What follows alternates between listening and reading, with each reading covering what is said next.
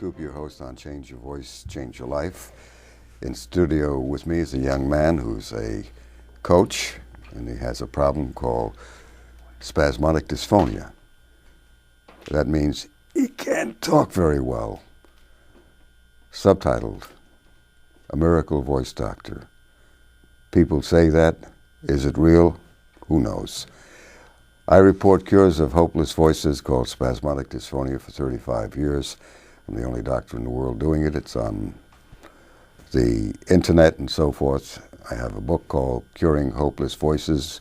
Should be in the library. Other books of mine are in the library. They are free for you to read, and it explains what I'm doing with voices that are failing, problem voices, and how to improve your speaking voice. We're going to play a 7.5-minute before and after tape of cures of hopeless voice problems, the only reports of cures in the world, in just a moment. Your name is? Don Riley. Why do you come to see me? I've tried everything else. What have you tried? Where do I begin? ENTs. I've had septum surgery. I've had Botox. I've been prescribed reflux medicine. I've been to gastroenterologist. I've had sonograms. I've had acupuncture. Just nothing worked. The Botox didn't The work for Botox, no, I had that done twice, and it reduced my voice to a whisper, just like that, and that lasted about 2 weeks, and then it was back like it is now. So it would, and I would call the doctor back, say, all right, when is this supposed to kick in? He said, oh, just be patient, it'll kick in, and it never did.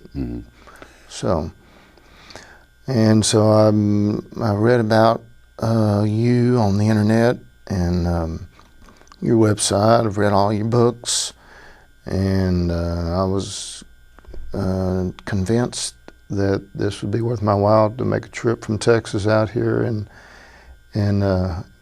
get the expert. I spoke with you by phone a couple of years ago, and recently. Yes. You took Nexium for your Nexium and spasmodic dysphonia. And Prilosec. Prilosec. Did it do anything for your voice? No. Well, the medical people say that your problem, one of the theories is that acid reflux is causing your spastic vocal cords. Spastic is, you're talking like, if you listen to Don's voice, you'll hear it going up there. And he has what is called abductor spasmodic dysphonia, which means your voice goes up. And there's another type called adductor, too tight. His is too loose. And we're going to talk about his breathing and what's going on and why he can't talk in just a moment. You are going to see a 7.5-minute before and after. Watch, listen, and folks, I think you might be absolutely amazed to hear that you can change what the medical field, all medicine in the world says is an incurable problem. It's on their websites. They guarantee there are no cures.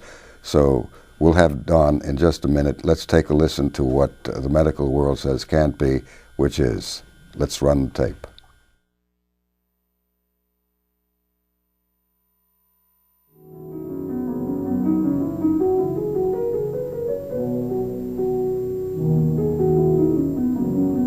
And I took a round of antibiotics, and then they put me on a stronger antibiotic, and I took that.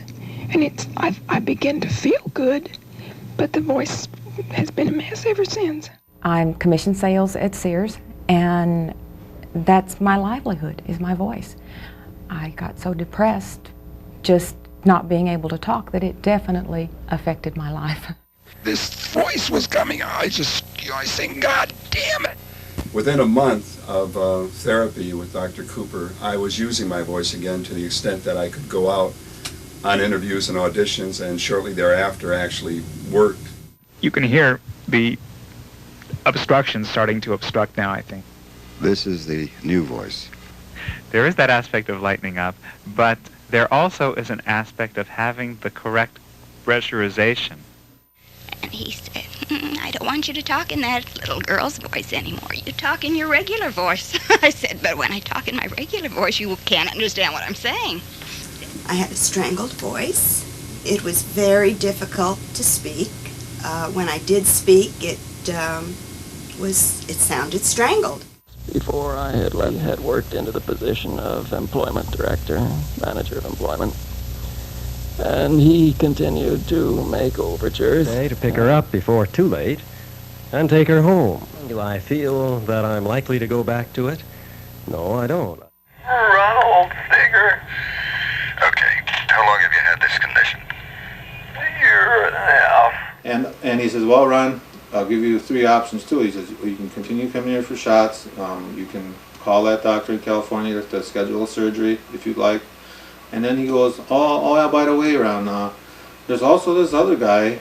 Go to his website, and he wrote down his name, thevoicedoctor.com, and handed it to him, and he says, check out this guy. He says he has a cure. And so I found on the dystonia page that something that plagued people with focal dystonia was very often spasmodic dysphonia. And they called it, multifocal dystonia. And I, as a patient who has experienced the fear and agony of thinking that my voice is disappearing. It just got really bad lately. It chokes up. My voice chokes up. I can't breathe. I feel like I'm running out of air. I didn't think that it could be so simple, but it was. When sunlight strikes raindrops in the air, they act like a prism and form a rainbow. When the sunlight strikes raindrops in the air, they act like a prism and form a rainbow.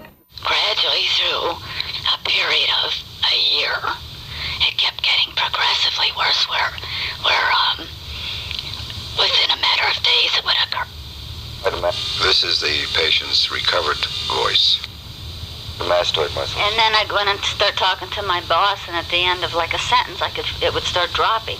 And he'd say, what's wrong with your voice? And I'd say, I don't know. I thought, what's happened? What have I done to myself? I know no one out there has this horrible problem I've got. But I found out there's an awful lot of people walking around out there in this world that have the spastic dysphonia. And they say that it's because some motor signal from the brain is overamped and it tightens up the vocal cords. It's pretty tragic, isn't it? Pretty tragic sound, and it's quite different now. The last time he injected me with half a unit each in Botox, I completely lost my voice for 6 weeks. I was incapacitated. It was a complete roller coaster going through that, but that's the only treatment that they told me was available, and that I would be getting these injections for the rest of my life. Couldn't think of any name, and my sister and I were joking around about how many people call the rabbit's cocktail, and I just said, oh yeah, wouldn't that be funny if I called it Q-tip? So we just called it Q-tip. Can you talk with the rabbit again? Hi Q-tip, how are you? Do you want to hop around today? Are you thirsty? Why did you bite my shoe? Do you realize you changed your voice when you talk to the rabbit? Yes. I talked higher. Who diagnosed it? Scripps Hospital in La Jolla. Probably about a year and a half ago. They told me that it was neurological and I was born with it. Other than the one time from Bryn where I had 6 months good voice, nothing. I believe that spasmodic dysphonia is curable. According to legend, a boiling pot of gold at one end. People look, but no one ever finds it. I've been here for the past 10 days trying to find a teaching position for the next academic year. Jack fell down, broke his crown. Joe came down like half. They didn't know what to do because they couldn't get me out of it. So eventually I went to other doctors doctors who told me I had spasmodic dysphonia.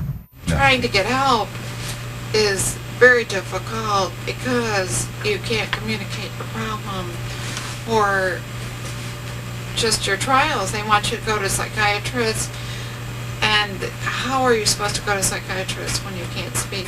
Well, and then he says, well, how long ago did you see Dr. Cooper? And I went, oh my God, it's been 6 years. It'll be 6 years in June. Well, as I go through the day, even right now, I'm tending to raise my voice and go in the upper register. You remember that voice? I remember it. Did you like it? I didn't like it then, didn't like it now. That's to help.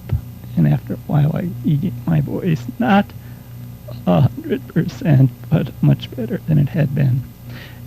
And after about 2 years, it started to again got worse and worse. I hope that by sharing, others too will find new hope for a life that allows them that greatest gift that God has given us, the gift that makes us human, that gift we call communication.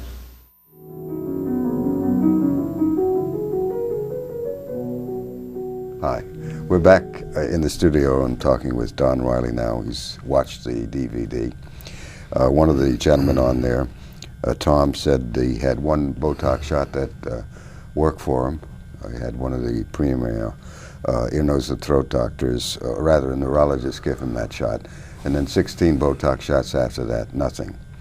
So that's how I see people. Botox doesn't work. I'm not opposed to Botox for spasmodic dysphonia if it works for you. I see the patients where it doesn't work. And so I ask the MDs across the country to give the patients choice and don't just tell them it's incurable and hopeless and they have to suffer with a roller coaster ride, which Botox does each and every time after the Botox shot, I understand. What's your take on watching that before and after, Don Riley? Pretty impressed. Mm-hmm. What do I tell you to do for your abductor strangled voice, which means you're talking too high? It's like he's wearing tight pants. Get it down. Get it down. And my breath support also. Did you have breath support? Why don't you tell me and tell the audience about your... No, I was holding my breath. You were holding your breath. And I was holding my stomach in and talking without air, basically. Why did you do that? Image. Image.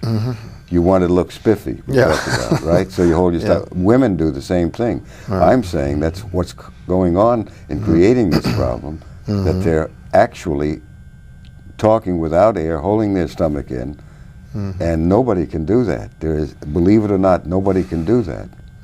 And then the other attribute is using the right pitch. You're too high, I told you to come down. Correct. How long did it take me to figure out what you should do? About 30 seconds. Now you're here with me the third day. Third day. Right.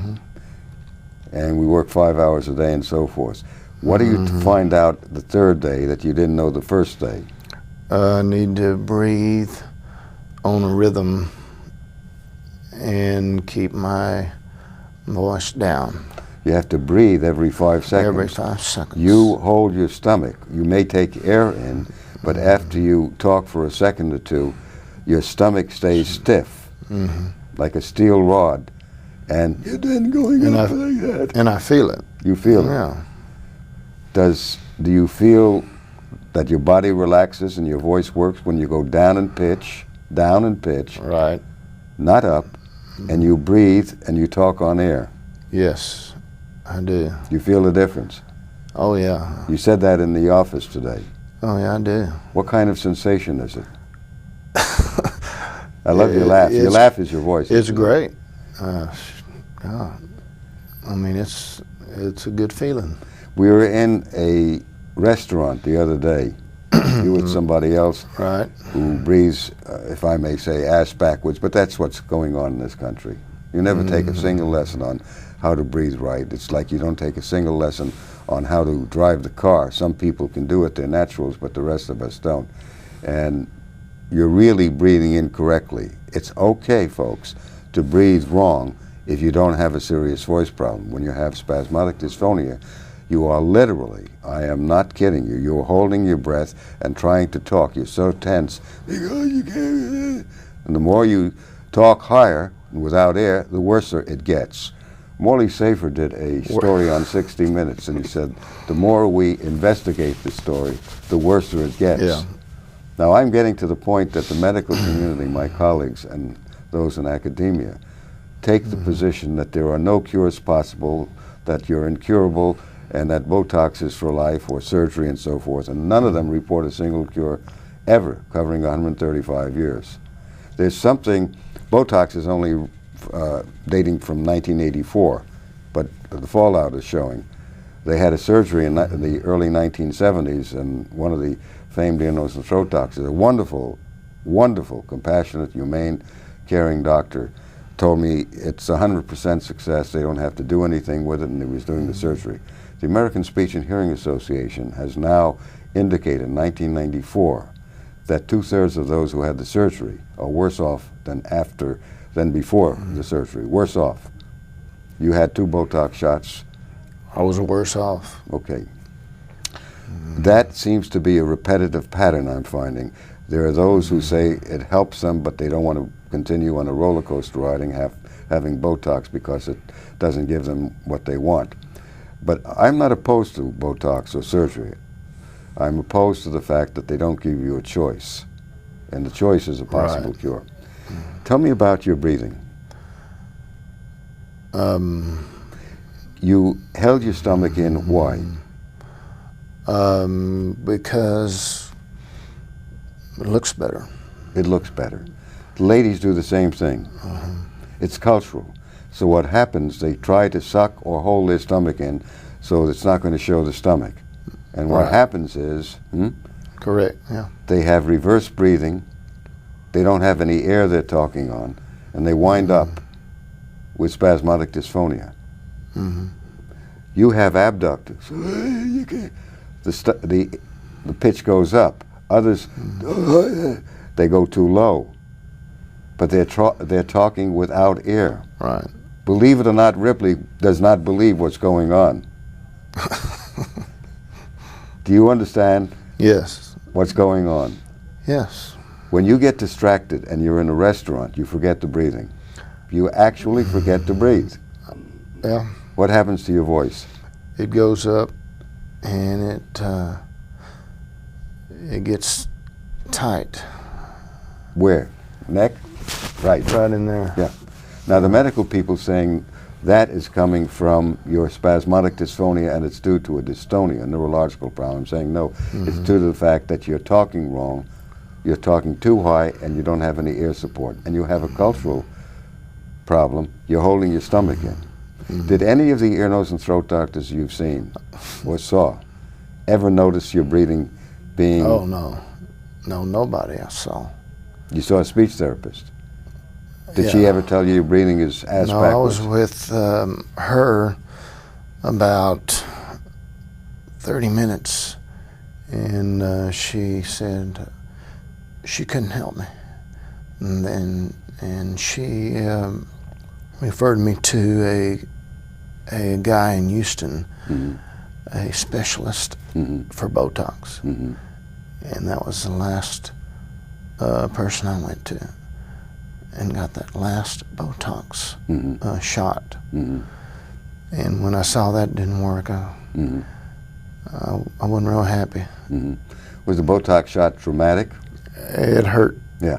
Well, the field says there's a video out that is from the National Spasmodic Dysphonic Association, which gets a generous grant of money from Allergan, the maker of Botox. It says it's a bee sting. Wasn't a bee sting. No, I've had a bee sting before. But that's not a bee sting. Okay. No, and I got 2 of them, one in each vocal cord. It's a long needle. Yeah, about like that. No. Scare you? Well, not really. I mean, because I was thinking, all right, this guy knows what he's doing. It hurt, and I knew that, because I already had one before. And so I was just took it, you know. Like a man. Tried to act like it didn't hurt, but it hurt. It hurt. All right. Yeah. I like your voice down, and I want you to breathe every 5 seconds. I'll make you a wager you don't do that. Okay. You get distracted by content, by the floodlights or Klieg lights, as they call it. I'm sure I do. Mm-hmm. Can you talk on the phone now with the lower pitched voice and breathe every 5 seconds? Do I tell you to do that? You tell me to. Do you do it? No. Why don't you do it? It's not a habit. That's right. Yet. Yeah. This is a bad habit you have. Right. Mark Twain said that you cannot take a bad habit, you cannot kick it off the top of a ladder all at once. You have to take it down one rung at a time. Is that what I tell you? Yeah. And you have to practice 25 hours a day to change that bad habit. Right. What are the 2 things I'm telling you to do? Practice. No, before you practice. What are the 2 things? Lower pitch. Lower pitch and breath support. Every 5 seconds. Every 5 seconds. And don't hold your stomach. No. When you're talking, right, you will talk on air for a second or 2, and then your stomach goes tight. How do I tell you, and what do I tell you to counter that? What is the exercise I tell you, or exercises? The humming. Yeah. Do I have you lying on your back? Mm-hmm. What do you do first, lying on your back? Just breathe through your nostrils.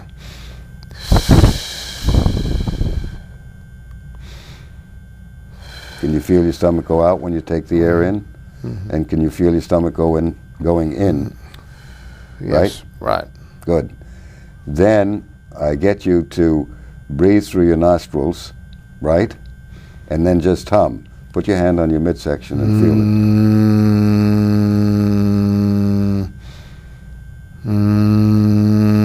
You feel the buzz up in your face? Does it relax your lower throat? Yes. Does it relax your body? Right. Feel good? It feels good. Does it sound good? It sounds good. Right. What's the next exercise? And then I breathe through my mouth. Right.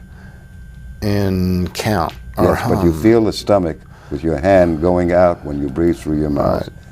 And then, right, do you feel your whole face buzzing? Yeah. Right. Feel the stomach going in? Right. Does it relax you? Yes. Do you hear that? Does it go away? It goes away. Mm-hmm. What's the next step? Counting. Okay. Let's see, I can't remember. Take a breath in every 5 seconds, and then now the stomach goes out, and I want you to count aloud. 1, 2, 3, 4, 5. And blow out the rest of the air. Do you feel your stomach going in? Yes. When you have ST, spasmodic dysphonia, your stomach may go in for a second or 2 because you read my book. Yes, I do. And you got a part idea about what to do, but you didn't follow through. This is a follow-through, Coach. Yes. Okay, so you get the stomach to go out, and then you, count aloud. Count. Count aloud. 1, 2, 3, 4, 5. Blow out the rest of the air. You feel it?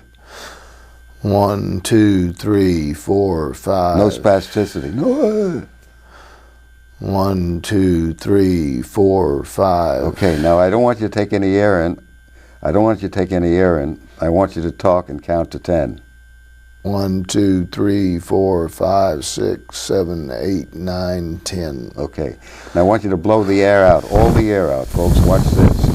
Blow out all the air.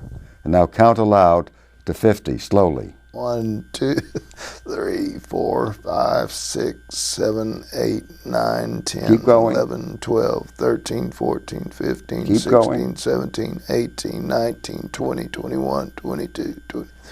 It's going up. You feel it? Mm-hmm. What happens to the body? It goes tense. Yeah. You become phobic. When you realize that when you're talking, your voice is not there, what will people think? Right. And how tight your body is Yes. and your voice, right? I get nervous, get Right. anxious. Yeah. You can change that. Yeah, I Your know. problem is curable, your prognosis is excellent by direct voice rehabilitation. Mm-hmm. You understand that? You want to say anything to the audience? No. You like the voice I'm giving you? Yes. I'm giving you a voice. It's your voice. Mm-hmm. As a coach, what happens when you're talking and trying to get kids to listen to you? It's rough. Hell. It is. Yeah. Yes. Your whole day is messed up. Your body is messed My up. body's tired. Yeah. At the end of the day. Mm-hmm.